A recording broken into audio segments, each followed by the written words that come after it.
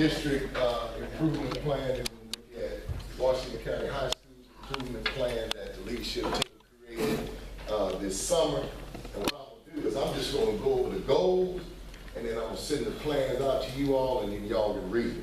I think the other day I was trying to read them and all of that. And then after I got finished, I thought about it, and we didn't make it all the way through. I thought about it, and I said I should just go over the goals right quick, and then I can send it to you all, and you all can read it, you know, on your own.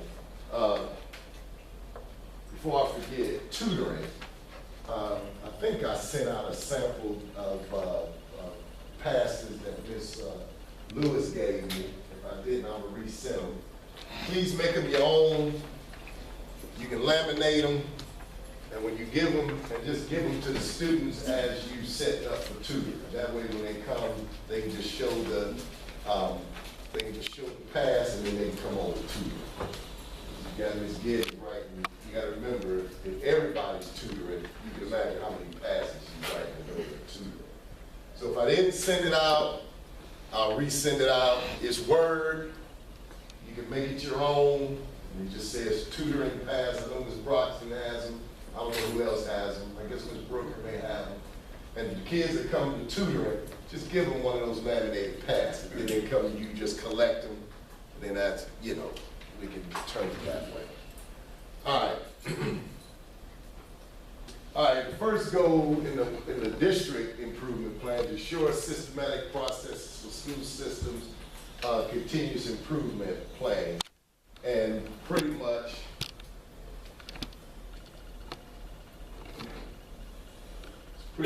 just developing a system of planning procedures, process manuals, feedback forms, SIT plans, and things like that. So that's what that means.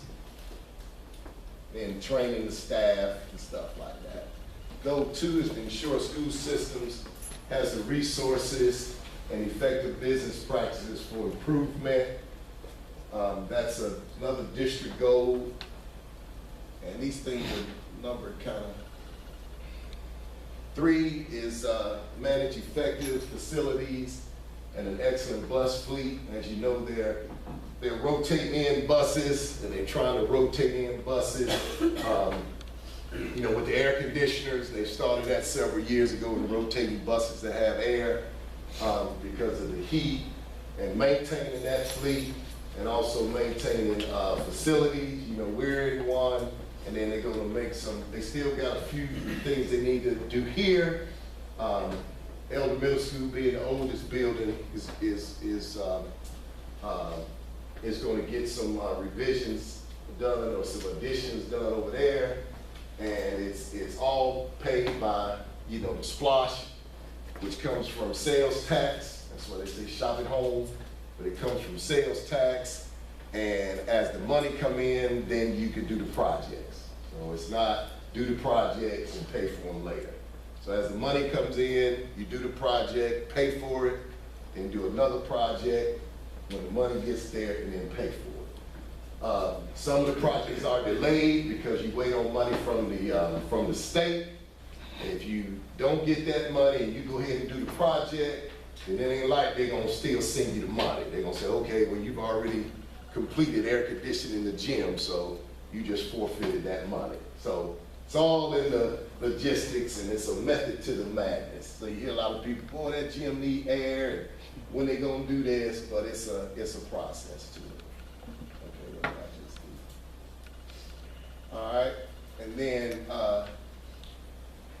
develop and retain an exceptional workforce. You know, of course, that's in our hiring practices and trying to good people to come in and move this entire system forward, whatever the job is.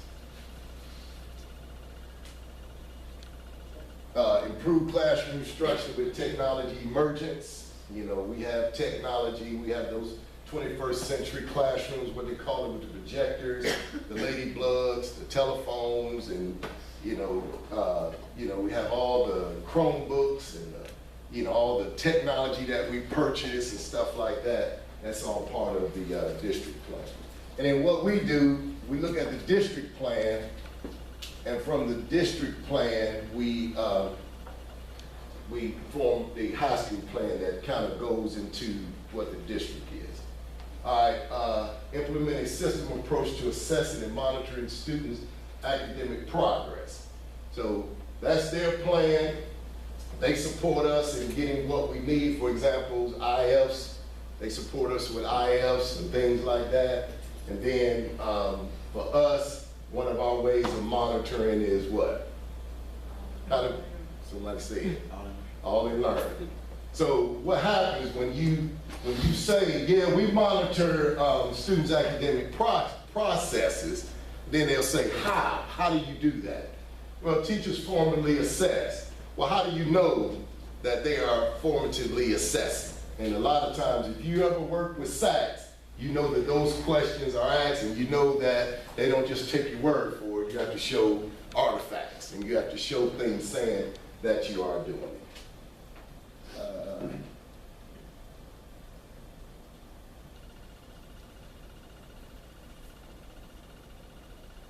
All right, additional support services. You know, of course, we get supported from the district for additional support services with what? Summer school, course recovery, and things like that. You know, that's the additional support services. And you know, whatever, you know, we used to do attendance appeal. You know, we have things that go on during the school year that support services. You know, sometimes support services are purchased through certain type of grants and things of that nature, okay? And then a lot of us are getting, a lot of people get paid, like their salaries come through grants and, you know, Title I, well, we're not a Title I, so we're Title II grants and things like that, okay? So that's,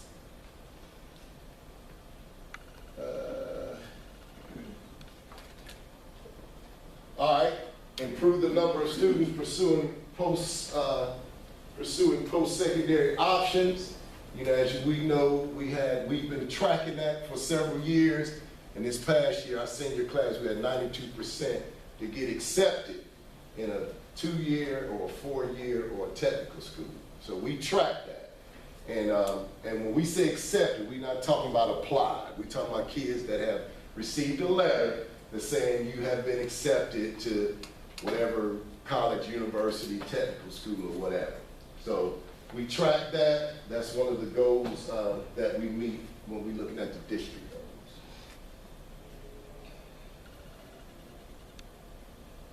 goals. Stakeholders engagement, improve parent services. You know, with stakeholder engagements, you know, you do your open house or your parent night. And then on your open house and parent night, a lot of times, you know, it's kind of a running joke that at open house and parent night, you always see the parents that you don't need to see.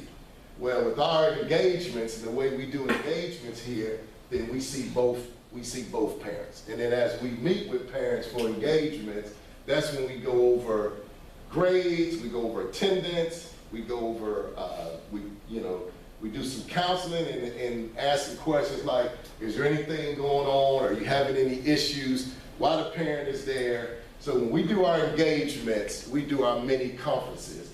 And we have our check sheets that, when I say we, that the administration does. So when SACS comes around and they ask that question, we do have artifacts to prove that we do that.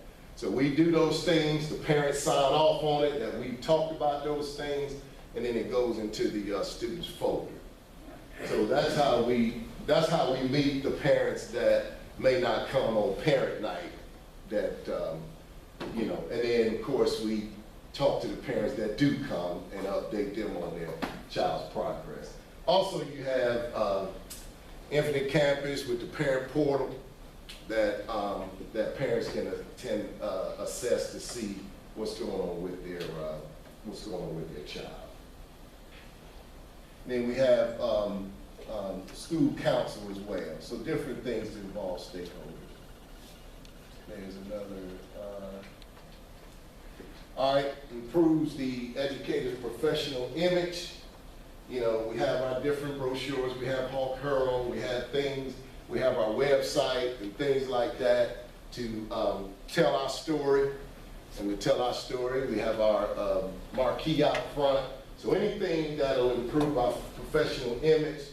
Sometimes if you complete something, the board will recognize you over at the board meeting. So different things like that. The Friday forecast, and you know, we go out and last year we did the heart thing out into the community and just gave out those hearts of kindness and did those words of kindness.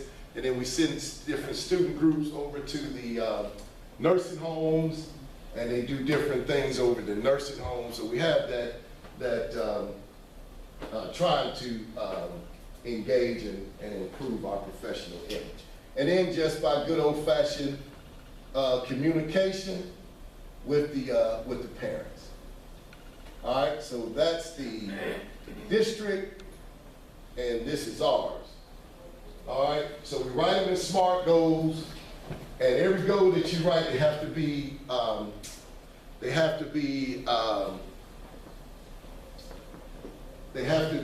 what's the word I'm looking for?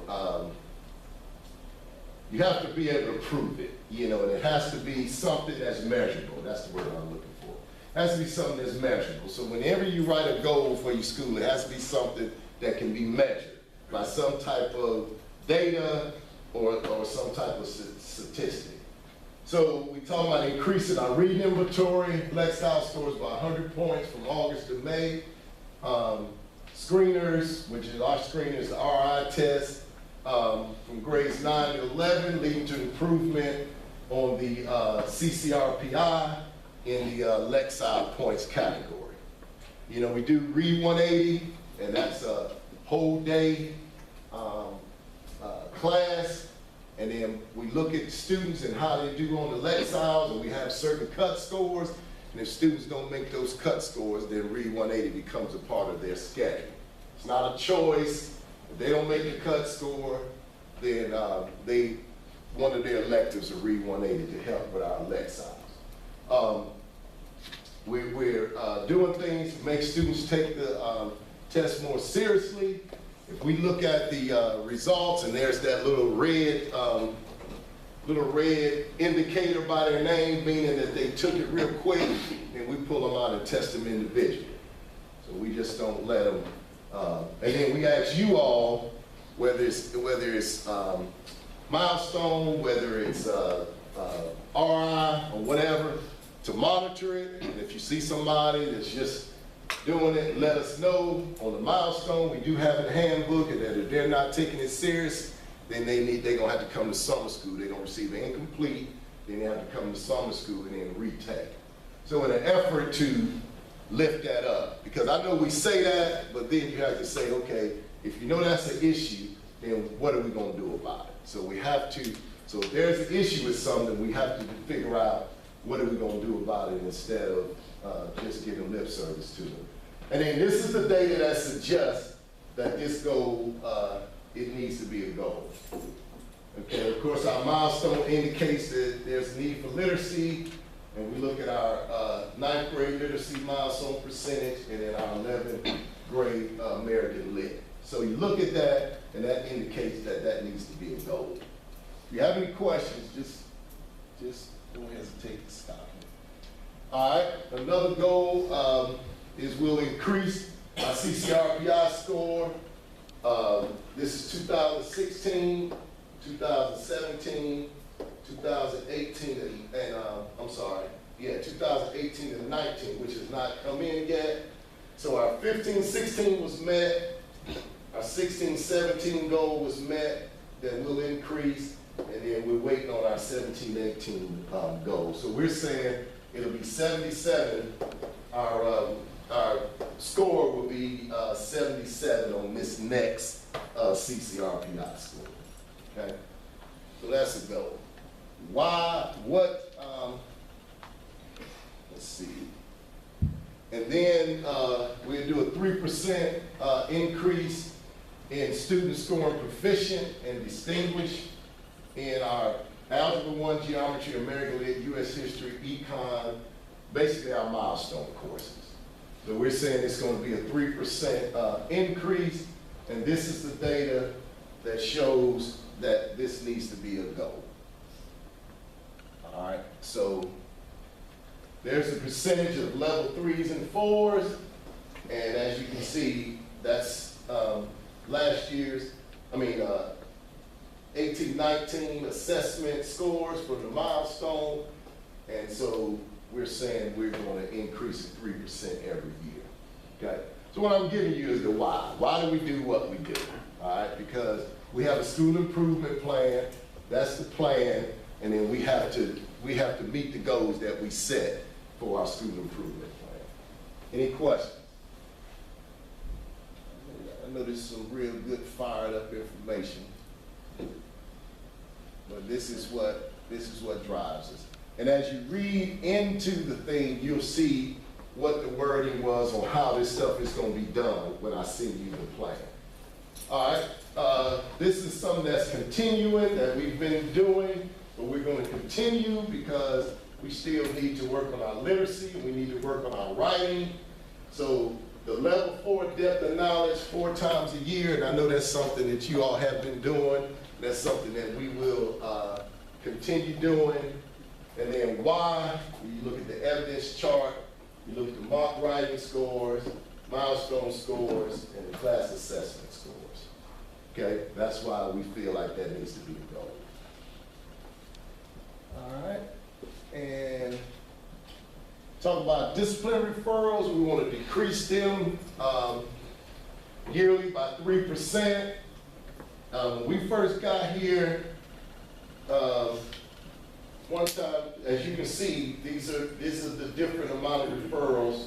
2013, 3,089.